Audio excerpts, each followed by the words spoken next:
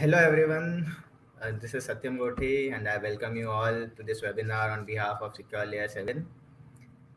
And today we'll be talking about automating web application security. So let's see. But before we start, this is something about me.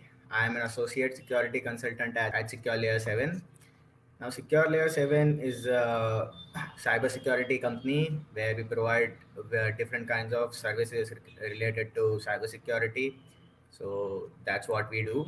And I'm very passionate about what I do and overall security in general. So I'm pretty excited to share about what we have in mind with you guys as well. So yeah, I'm also a part-time bug bounty hunter. I have found several bugs in companies like Sony, Dell, Edmodo, etc.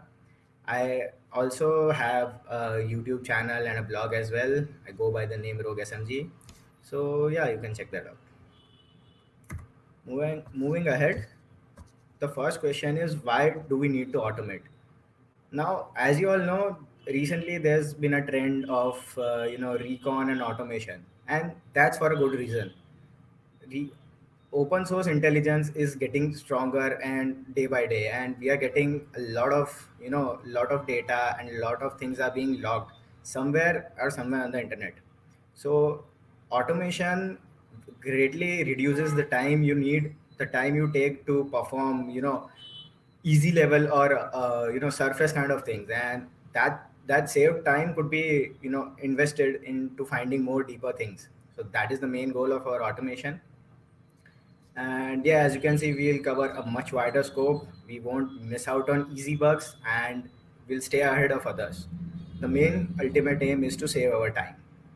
That's what we are trying to achieve using automation. Now, this is the agenda for today. We'll first talk about what exactly are we trying to automate. We'll see some pros and cons of the automated approach. We'll see what are the things required to perform or to achieve a seamless automation. And we'll finally see automating some of the vulnerabilities. And lastly, we'll see some automated approaches to achieve automation for some different kind of vulnerabilities. So let's start. Now the things required are a VPS. A VPS is, you can even try to achieve this automation on your local or internet connection at your home. But because a VPS is highly reliable and has a great bandwidth, you should invest in a good VPS, and that is definitely where the automation usually should rely on. So that's what VPS is something which you'll need. You will need some open source tools. And lastly, you will just need a curious mind. Everything which we'll see here today are just some of the ideas to achieve your automation and how you could just start or how you could perform automation and start thinking about automation. You just need to take the approach from here and try to apply it in whatever way you might feel feasible or possible. So yeah. Now the pros and cons of automated approach. Now the pros are, as we discussed, it will save a lot of your time. It will cover a very wide surface, attack surface. Like if there are any, as we talked about open source intelligence, a lot of those URLs and endpoints get logged somewhere in the previous time on the internet. But if you are trying to perform a pen test or any security assessment on the application right now, you might not be able to find those URLs and things like that. So that way you will have a much wider coverage using an automated approach, and you won't have to waste much of your time into finding the very obvious stuff that can all be automated. Now, on the other hand, the cons of automation are minimizing the false positive. If you try to automate each and everything, at the end you will actually have to manually verify that if whatever vulnerability you have found, is it a false positive or is it actually present. So that is something you'll always have to manually look for, and you might be missing out on deeper stuff. For example, we'll try to today whatever automation we'll try to see mostly focuses on the get request part of the things. Now if you try to, you can even automate other parts of things as well, but that is what I'm talking about. Like if you will miss out on deeper stuff, you will achieve a much wider coverage, but you'll miss out on deeper stuff. So that's a pretty big con of an automated approach. So yeah. Now the first thing we'll look at is automating open redirects. Now what is open redirect? Like open redirection is, this is the actual definition of open redirection, but simply put, open redirection occurs whenever the redirection occurring in a web application is happening through any user controlled input, and if that input is not sanitized, we can perform, the attacker might be able to perform an open redirection. Now this is the concept of open redirection. It will automatically redirect you to a malicious redirection, and whichever is in the attacker's control. So that's it. But now what is the impact of open redirect? Now there can be many impacts of open redirect. The most obvious one is, as you can see in the bottom left corner, the attacker can simply redirect the victim to a phishing page, which might look exactly like whatever the target site is, and the user will not know that this is a malicious site, and and eventually just trust it and perform any action. Now, secondly, if the URL or if the redirection wherever it is occurring is allowing JavaScript, you can also perform reflected cross-site scripting using leveraging open redirects. Thirdly, you can also perform SSRF using open redirects. If any open redirect is occurring on any web application, you could leverage that and try to achieve SSRF and talk to the internal services in their internal network. That is something you can do. And finally, you can also perform business logic. You can also find business logic bugs using open redirect. Like as we can see here, if any open redirect vulnerability is found in an application which is using OAuth, it could be used to send the OAuth code to the attacker domain, and thus the attacker can completely take over any victim's account. So these are the impacts of open redirects. Now, how can we automate it? Now, this is the command to automate it. And here we are using various open source tools to achieve what we are trying to achieve. Now, Gao is a tool which fetches all the URLs or endpoints, you can say, from various open source intelligence tools like Wayback Machine, Alien Vault, and some other sources as well. So it will fetch all the URLs, all the links for any particular domain. Then we are just trying to grab all of those which only have parameters in those. So we'll do that. Now GF is another tool. It basically is just a wrapper around grep. So GF redirect will grep for all the parameters which are related to any redirection. For example, URI, URL, redirect, stuff like that. Now finally, we'll just pipe it to QS replace. Now what QS replace does is, QS replace will replace, this command will replace all the parameters whichever are found in the URLs and remove all the duplicates because of hyphen A, and then append whatever we are providing inside the double quotes. So in this case, it will append https evil.com to each and every parameter, and then we are just finally saving it to a text file. Now what we are trying to do is, FUF is a fuzzer. Now the syntax goes like it. You have to provide a URL, and whatever fuzz is, the first keyword is replaced by each and every word in the word list. So we are using the word list as the list of URLs which we had saved, and we are just trying to hit those URLs and see if we are getting a 302 redirect on those URLs. And -T is just for threads, so we are just using 100 threads to to fuzz our request, and we are just matching the code 302. And if we get any 302 codes, then there might be a potential open redirect, and you can just manually check that. So let's just see a quick demo of it. Now, since fetching all the URLs might take some time, so here we have some URLs fetch for Dell. Now what we'll do is just, as the command goes, so we already have all the URLs, so we'll just do cat. Now we'll try to grab all the URLs with parameters. We'll grab for all the parameters having something like a redirect. and then we'll remove the duplicate parameters and provide our own attacker control domain.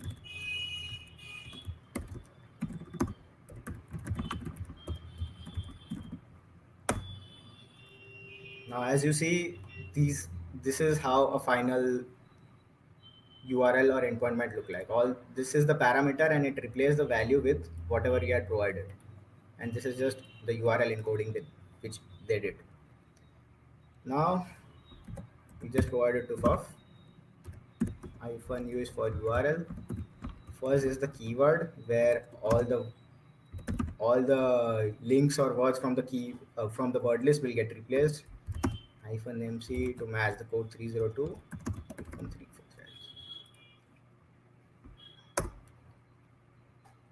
Now, as you see, we had 47 URLs. We finally had 47 URLs, and we just fuzzed all those URLs for any open redirect, but we did not find any matching codes with 302. So this is how you can try for open redirect. If we had any hit or match here, we could just manually verify, and that could be a potential open redirect. So this was all about automating open redirect.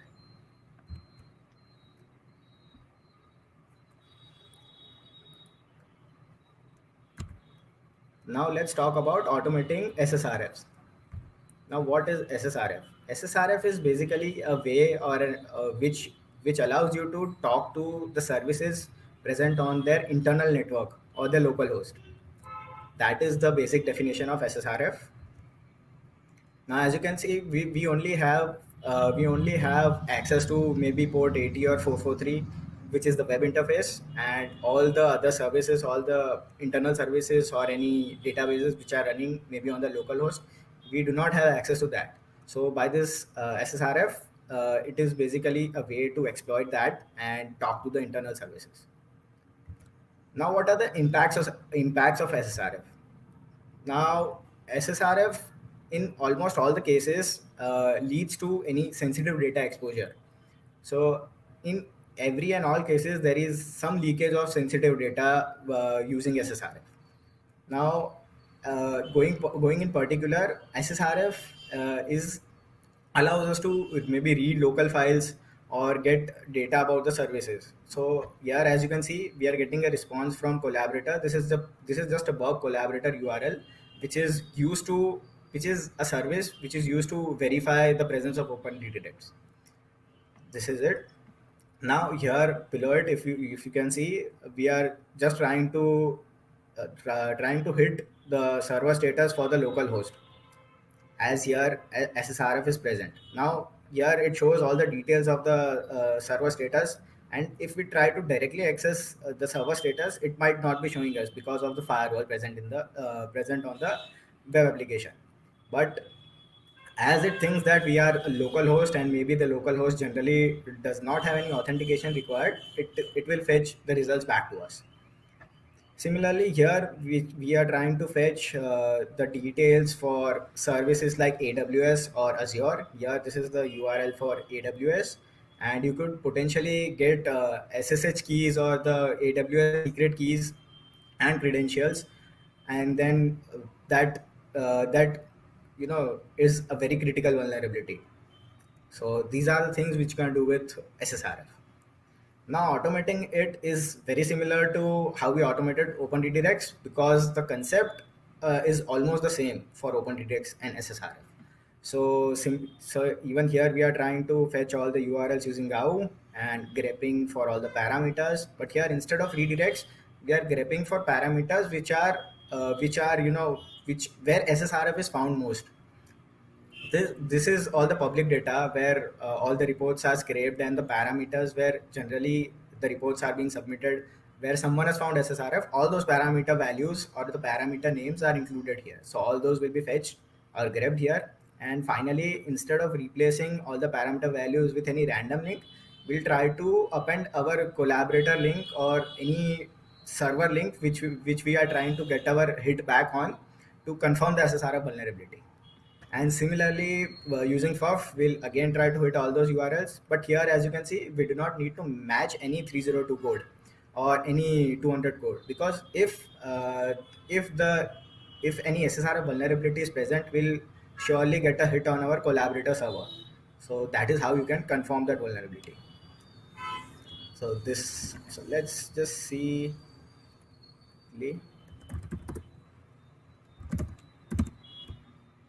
Just cat it. We'll grab all the ones with parameters.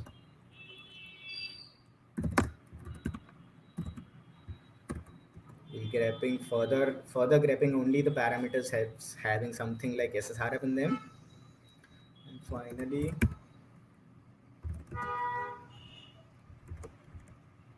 here we'll just provide test for now, just to show a demo, because we do not have a collaborator setup right now. And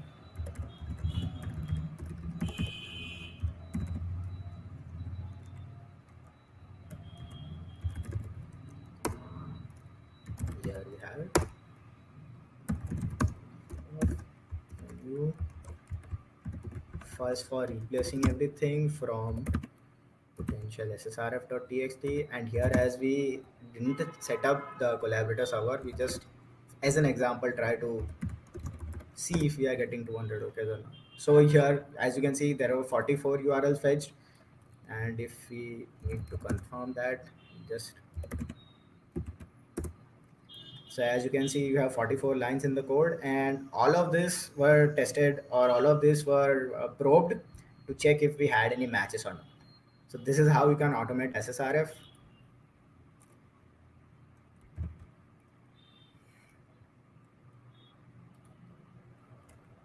That was all about SSRF.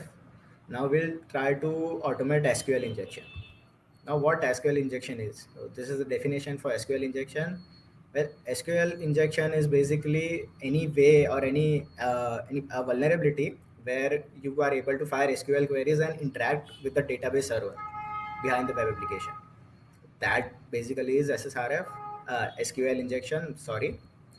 Now, what are the impacts of SQL injection? Now, in most of the cases, SQL injection is used to fetch the database or get the database details, but it can also lead to authentication bypasses as well. And if the database user is the administrator, then you might even able to perform functions as an administrator on the backend database, or you could also able to perform a file read and remote code executions as well. That is SQL injection. Now this is how we are trying to automate SQL injection. So similarly, as you can see, we are trying to fetch all the URLs from GAU. Then we are grepping for all the parameters, and instead of SSRF here, as you can see, we have SQLi, and we are just using QS replace A, because we just want empty parameters or whatever value they have in them. We do not want any manually. We do not want to add any parameter manually, because here we are not trying to probe the URL to check for any redirection or something like that. Instead, we are using a tool called dsss.py. This is probably the smallest SQL injection scanner. It's an open source tool. You can check that out on GitHub. And basically, it tries to find any reflections or any database errors in the response, and that way it shows us if there is any SQL injection. So let's just quickly have a look at that. Again, we are just getting that. Okay, equal to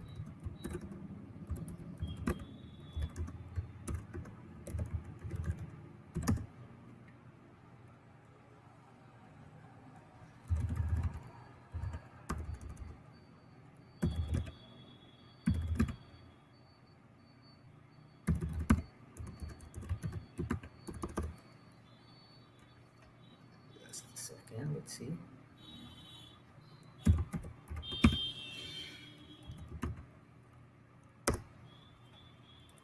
So as you can see, it started damn small SQLi scanner is the name. It's by Miroslav, and here you see it started scanning against the first endpoint, and here it's scanning the parameter C. it will eventually scan all the parameters which are present in the URL, and it will show if any vulnerabilities are found, any SQL injection vulnerabilities are found.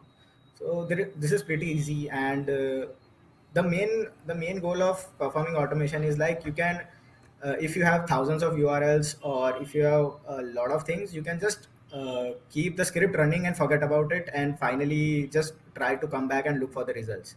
And meanwhile, you can just deep dive into the application, try to understand how the application works, and do other things, which is why we are trying to automate. So that is something you should keep in mind. Now this was all about SQL injection. Now we will try to automate cross-site scripting. Now what is cross-site scripting? Cross-site scripting is basically an ability to include malicious scripts of our own in any web application, uh, and leverage that to execute scripts on the victim's browser. That is all about XSS. Now we'll see impacts of XSS. The main impact of XSS is stealing cookies, and by stealing cookies, you can impersonate or take over any victim's account. So that is the main impact of cross-site scripting. Now here, let's break down how we are trying to automate this. Here, again, we are trying to fetch all the URLs for test.com. We are grepping all of those with parameters. We are grepping for XSS related parameters from those. We are just QS replacing everything and removing everything, all the duplicate parameters. Now this KXSS is another tool. This tool does nothing, but it just it just checks for any special characters are being reflected back in the response or not. So it will try to append maybe angular brackets, quotes, semiquotes, and try to see if we are getting any reflection back from the from that particular URL or not. And if we are getting a reflection back, it will just show the results on the command line itself. Now from those results, we are grepping for all the URLs as it just shows the results on the command line. Just grepping all the URLs from the response of KXSS, from the output of KXSS, and we are just piping it to another tool. Now this tool is called Dalfox. Dalfox is another tool to find XSS, but here we are just trying to use two tools to actually confirm the vulnerability, actually confirm the presence of XSS here. So Dalfox pipe is just a pipe mode to take input from the previous command. So Dalfox pipe -b is your blind XSS payload, the flag for your blind XSS payload. So here we are trying to provide our blind XSS payloads path or the URL, maybe XSS Hunter or whatever service you are using, and that way we'll directly get an email, or you can check on XSS Hunter to see if we have found any XSS vulnerabilities or not. Now similarly, we are just saving it to a text file and fuzzing the whole text file, all the URLs in the text file one by one. And we are not trying to match any codes, because if we are trying to get any hit, we'll just directly get an email or an alert on XSS Hunter or whatever blind XSS service you are trying to use. So let's just see how it works.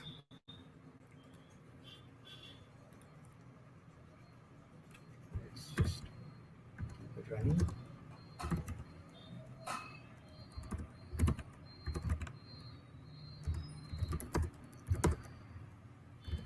First catting the file,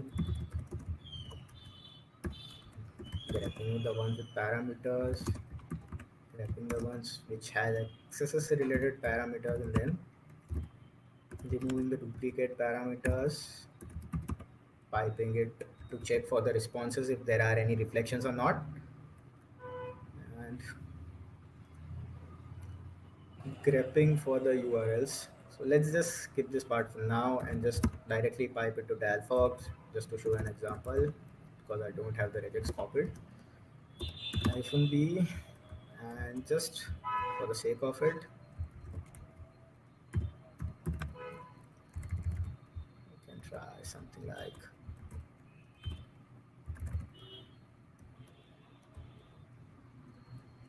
the script, pxss payload,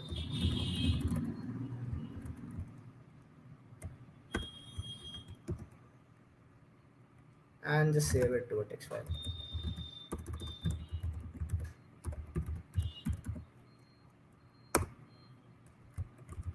I guess it won't allow us the special characters here.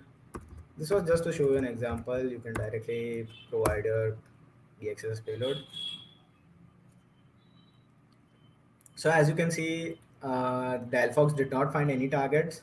It did not load any target URLs because if if KXSS found nothing, then there won't be anything piped to here, piped to this file. So that is why we do not have any results here. If there would have been any reflection, that was what I was talking about. We are double checking here if we have any access access vulnerability or not. Because if we do not have any reflection itself, there is no use of even trying to further dig into the particular endpoint or parameter. So that's what we tried to do here. That was all about automating accesses.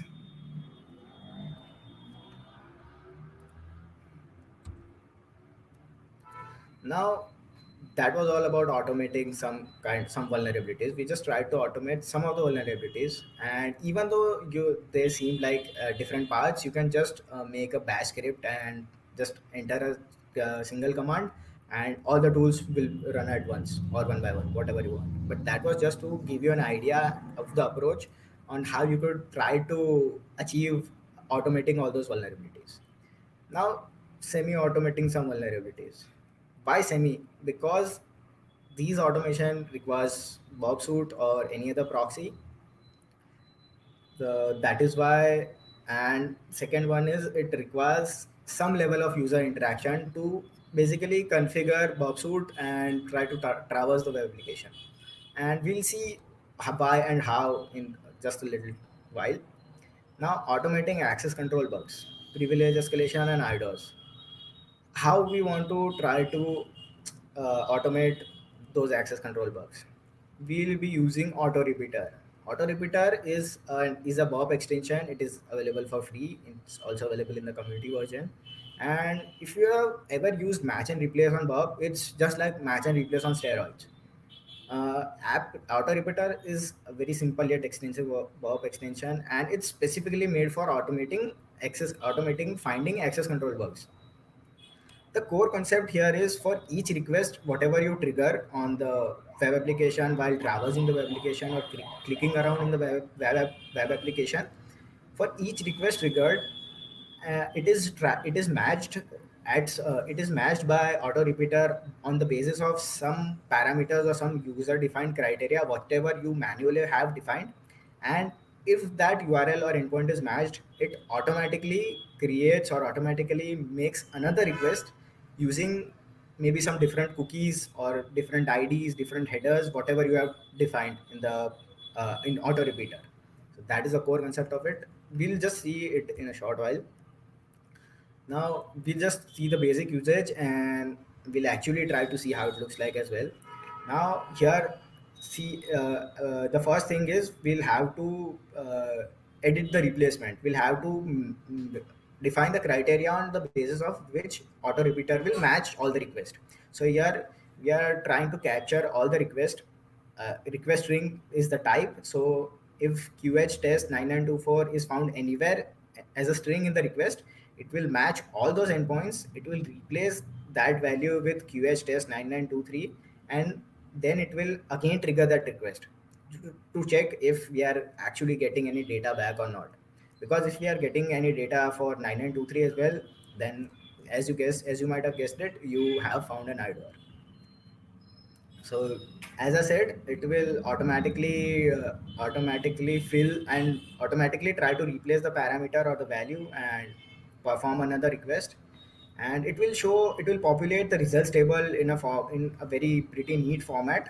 So here is the URL, here is the original status, and here is the status of the follow-up request or the second request, which it made with all the modifications. So here, as you can see, the first request it performed or match the URL with QH-9924 and it replaced it with 9923 and again perform the request. So here everything is the same, but if we get any different responses or matches, then we'll see different kinds of statuses and the response lengths as well.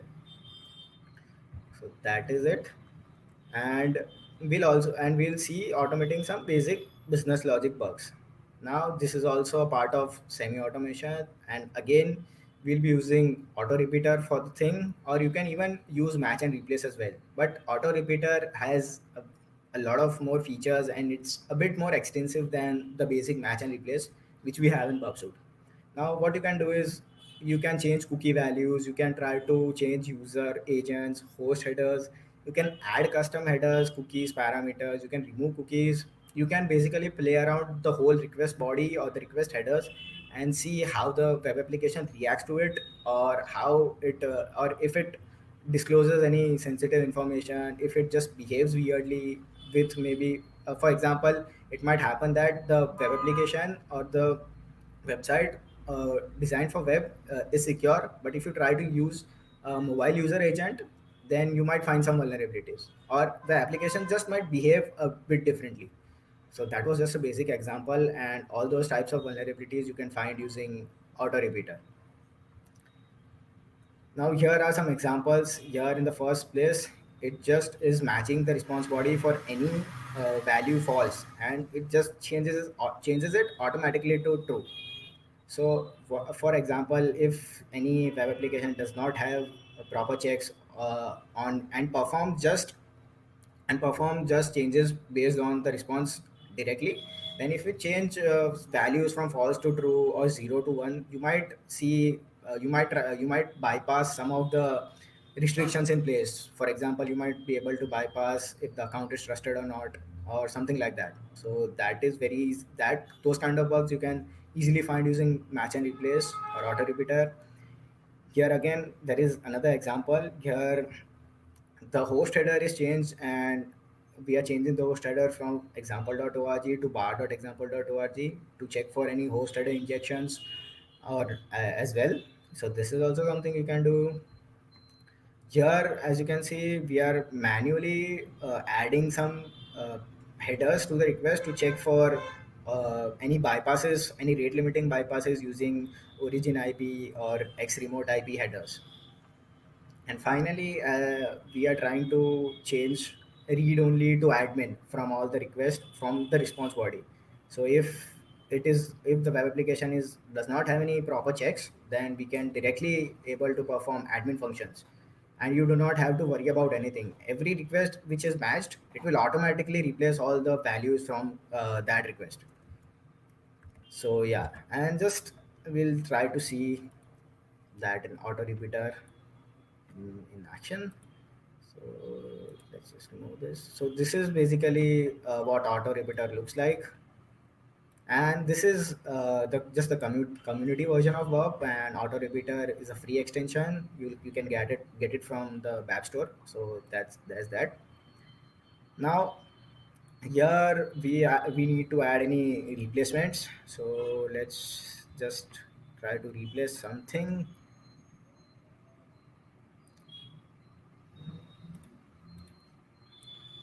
So we are trying to match the request header. We'll just try to match the request string. So if any string name agent is found, it will replace it with test. Let's just see something big as take something this big so we can see. So that's it. And here we can define the conditions on which the request will be matched, or which the request will be sent to auto repeater. So any request sent from Bob will be sent to auto repeater. So that's just a matching condition. And here, as you can see, we have another tab as well. So you can have multiple tabs and check for uh, multi-tenant or cross-tenant vulnerabilities, access control bugs all at once. You just need to fire a single request and maybe define all the cookies for all other low privileged users, and you can play around with it all, and it will save you a lot of time because you just need to traverse the whole web application as a single user, and everything else will be taken care of by auto repeater. So there's that. Now let's define the scope. Uh, I'll just try to show you as a. So here is just the Sony side, and we just enable the proxy, and yes, the proxy is working. Now let's see if our auto repeater. We just clicked around somewhere, playing around the web application, and yeah. So these are some requests which are getting made in the backend. So okay, the URL is in scope. Let's just try again. Share.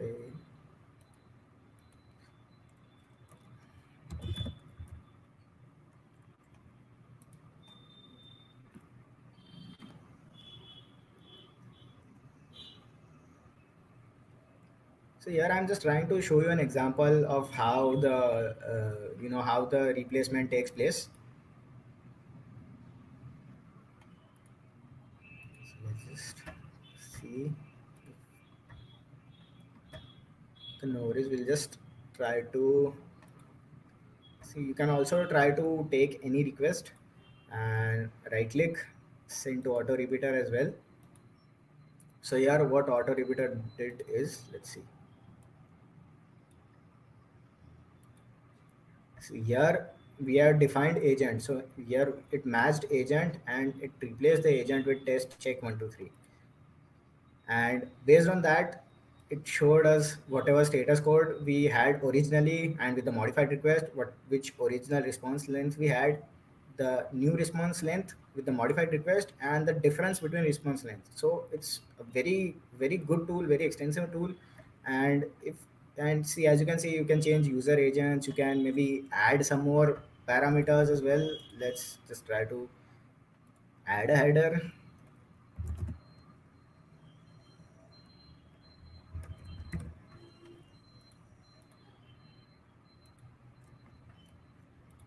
Let's check it. Let's send again to auto repeater.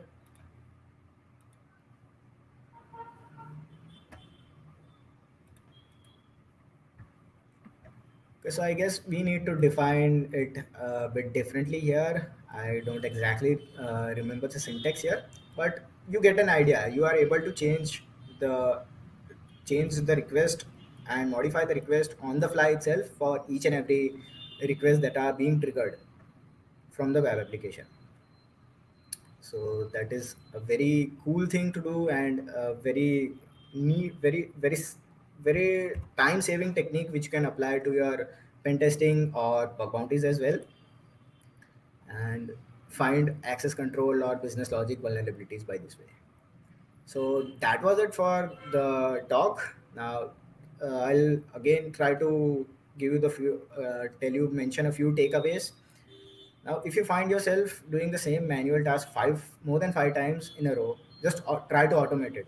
Now, automation will definitely not cover each and everything, and it won't replace all the manual efforts, but it will help you save a lot of your time. So if you find yourself doing the same thing over and over again, just invest your time in trying to automate it. It will definitely help you out and save a lot of your time in the long run.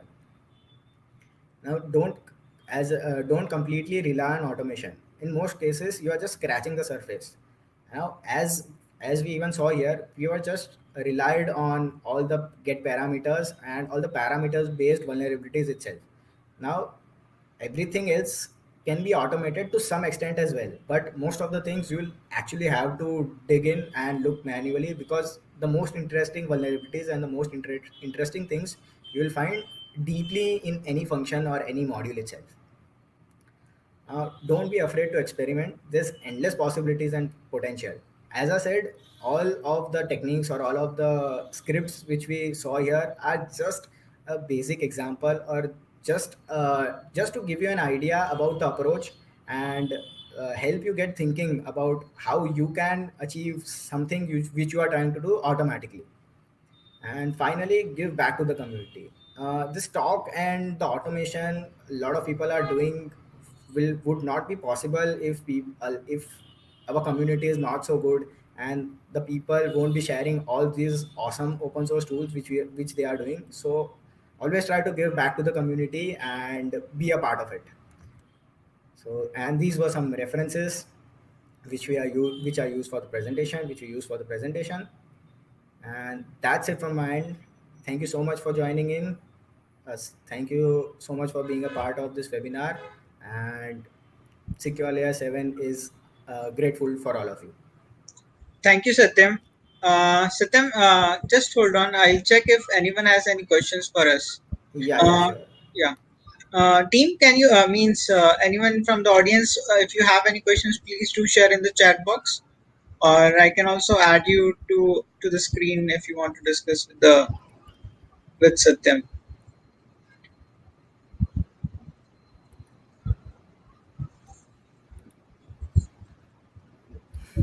Any questions?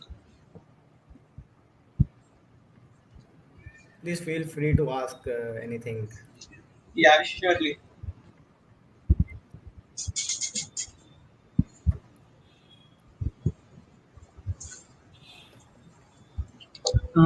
I suppose no questions so far, Satyam. Probably if you have any questions, please do reach us at info@secular7.net. We would be happy to answer your questions at the earliest. Okay. Thank you, Satyam. It Thank you. was a very nice webinar from your side. Thank you. Thank you everyone for joining. Thank you so much.